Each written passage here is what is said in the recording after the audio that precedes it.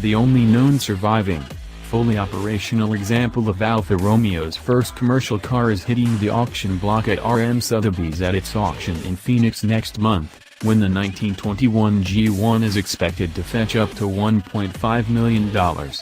It's one of only 52 examples, including 2 prototypes, built between 1921 and 1923, and the only known surviving member of the series, stamped chassis number 6018.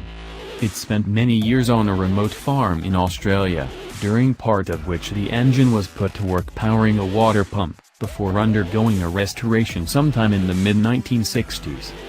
The G1 is powered by a 6.3-liter side-valve inline-six that was said to have been designed with input from Enzo Ferrari, then a driver for the company, and was the largest motor ever fitted to an Alfa.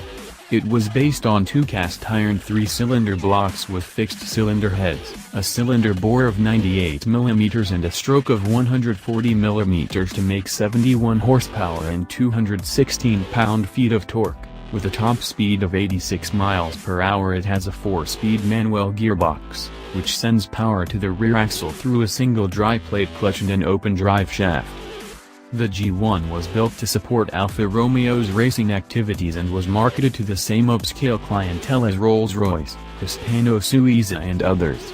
A stripped-down version of the car won its production class at the Coppa del Garda, according to RM Sotheby's, but the production version suffered for being an expensive fuel guzzler at a time of economic and political chaos in Italy following World War I.